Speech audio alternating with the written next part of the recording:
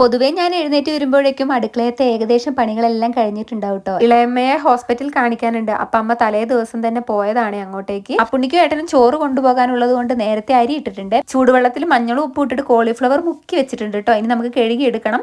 പിന്നെ ദേ പയറാണ് ഇന്ന് തോരൻ വെക്കാൻ വേണ്ടി പോകുന്നത്. അങ്ങനെ ദേ പയറെല്ലാം അരിഞ്ഞുകൊണ്ടിരിക്കുകയാണ്. ഇപ്പൊ ഉപ്പേരിയൊക്കെ വെക്കുന്നത് എല്ലാം ഇട്ട് വേവിച്ചതിന് ശേഷമാണ് കേട്ടോ വറവിടുന്നത്. ഏട്ടന് വറവിടാതെ കുറച്ച് മാറ്റി വെക്കും, ശേഷം ഞങ്ങൾക്ക് വറവിട്ടതും ആക്കും. പയറെല്ലാം അരിഞ്ഞ് കഴുകിയതിന് ശേഷം അടുപ്പത്തേക്ക് വെച്ചിട്ടുണ്ട്. സവാളയും പച്ചമുളകും ആവശ്യത്തിനുള്ള ഉപ്പും ഇട്ട് ഇനി മൂടി വെച്ചങ്ങ് വേവിക്കും. കറിയായിട്ട് കോളിഫ്ലവറും കറി വെക്കണം, അതുപോലെ തന്നെ വൻപയറും നമ്മൾ ഇന്നലെ വെള്ളത്തിൽ ഇട്ടിട്ടുണ്ടായിരുന്നു. അപ്പൊ രണ്ടും കറി വെക്കണം. എനിക്ക് ഏറ്റവും ഇഷ്ടമല്ലാത്തൊരു പണിയാണ് തേങ്ങ പൊട്ടിച്ച് ചിരകലിട്ടോ. അപ്പൊ അതും ഞാൻ ഇന്ന് ചെയ്തിട്ടുണ്ട്. ചേച്ചി വീട്ടിൽ പണി എടുക്കില്ലേന്ന് പലരും ഇപ്പൊ ചിന്തിക്കുന്നുണ്ടാവും. എല്ലാ പണിയും ഞാൻ ചെയ്യും കേട്ടോ. പക്ഷെ അമ്മ ഉണ്ടെങ്കിൽ അമ്മ നേരത്തെ എണീറ്റ് വേണ്ട കാര്യങ്ങളെല്ലാം ചെയ്തു വെക്കും. എനിക്ക് ചെറിയ ചെറിയ പണികളെ ഉണ്ടാവുള്ളൂ കേട്ടോ. വിചാരിച്ച സമയത്തിനുള്ളിൽ തന്നെ ചോറും കറിയായേ. കറികളിൽ വറവിടാത്ത കുറച്ച് ഭാഗം ഏട്ടന് മാറ്റി വെച്ച് പിന്നെ രാവിലെ കഴിക്കാൻ പുട്ടും ഉണ്ടാക്കി. അപ്പം അത് വീഡിയോ എത്ര